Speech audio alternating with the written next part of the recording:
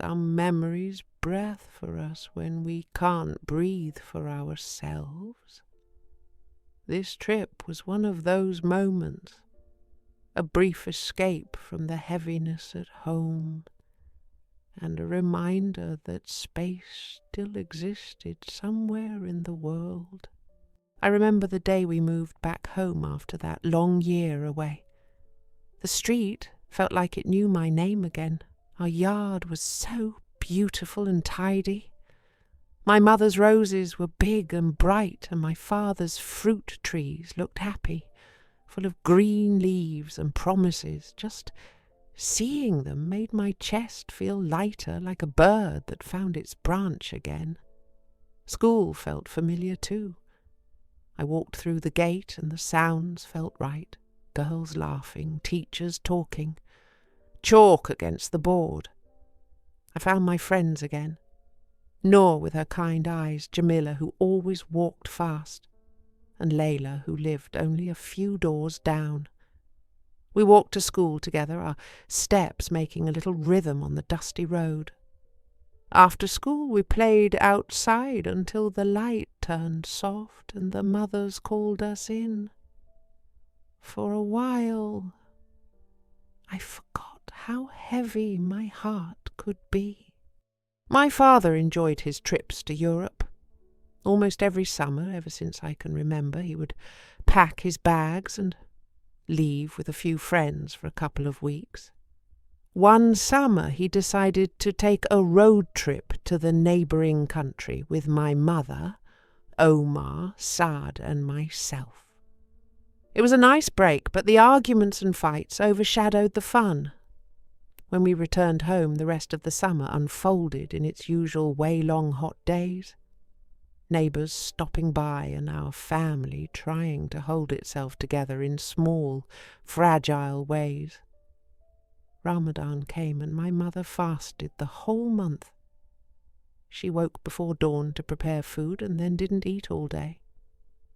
At sundown, neighbours and family came by to share the meal. There were dates and soup and rice and tea that smelled like mint. Candles flickered, spoons tapped bowls, and the air floated with cumin and coriander and something sweet. I loved the moment the call to prayer drifted through the evening and everyone took their first bite.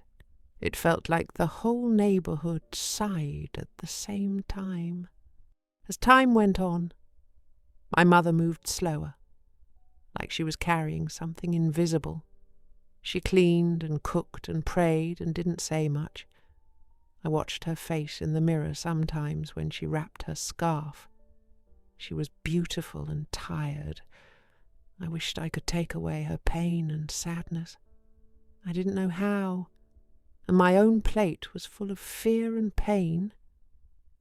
One day we got the unfortunate news about my father's older brother, my uncle. He died when his truck stopped on the train tracks.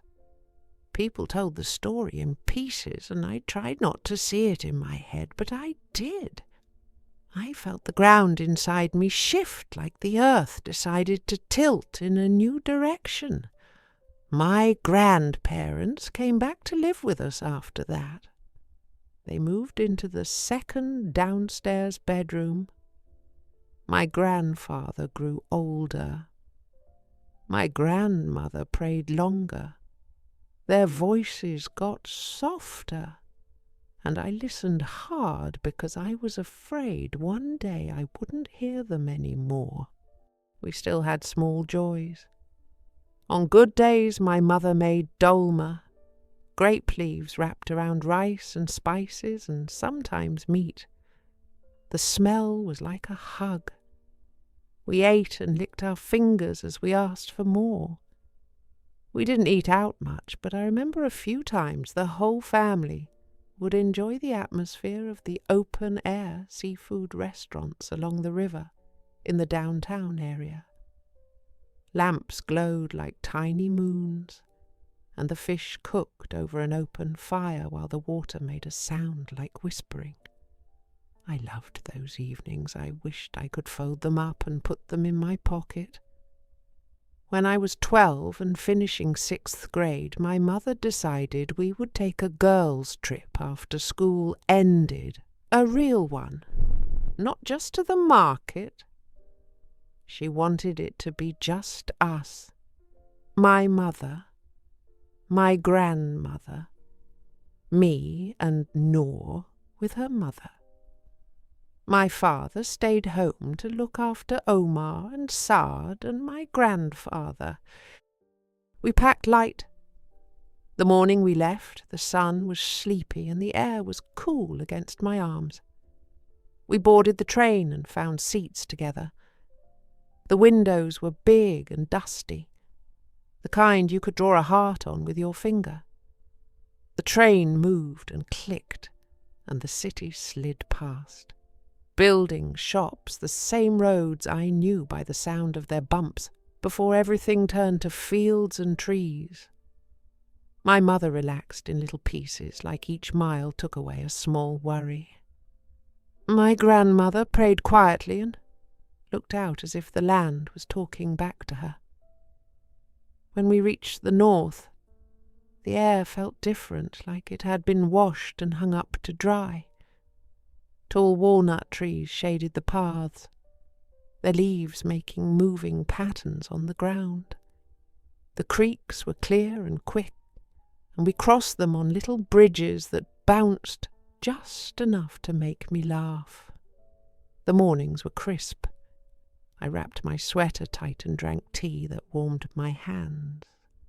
In the open markets, people sold fresh bread and fruit and bright cloth that fluttered like flags. We ate outside and watched the steam fly away from our food. We stayed in small bungalows with slanted roofs and windows that let in the light just right. At night, the moon was bright enough to follow us to bed. I slept like the world was a soft blanket laid over me. In the mornings, my mother and Noor's mother packed a picnic and told us to bring our laughter. We went to the hot springs where only women bathed. Mothers, grandmothers, aunties, girls with braids. The water smelled like rocks and something old. The older ladies said to let the water touch your knees. Noor and I splashed each other and tried not to giggle too loudly, but we did anyway.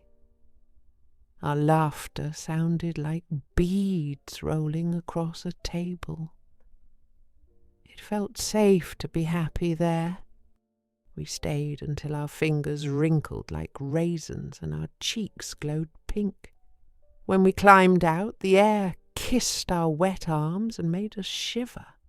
We dried off, got dressed, and ate oranges that dripped down our wrists. We didn't even care.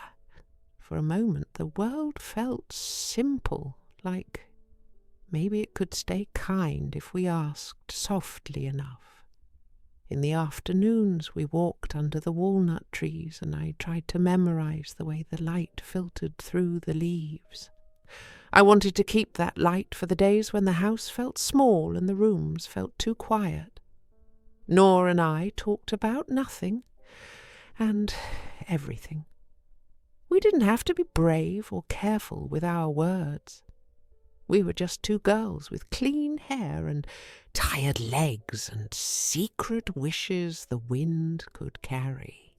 On the last morning, I woke up early and stood outside the bungalow. The fog sat low like a sleeping cat. I promised the trees I would remember how they smelled. I promised the water I would remember how it held us. I promised myself I would remember how my mother's face looked when she was happy. I didn't want to leave my happy place, but all good things must come to an end. We boarded the train again, and on the ride back we were mostly quiet. My grandmother dozed. My mother was having a small conversation with Noor's mother. Noor and I rested our heads on the window, watching the world move backwards.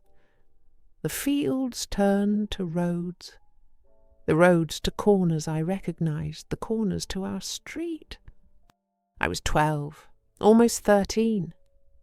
I was a girl who really wanted to be normal, to fit in, to be happy like I was when I went on the trip.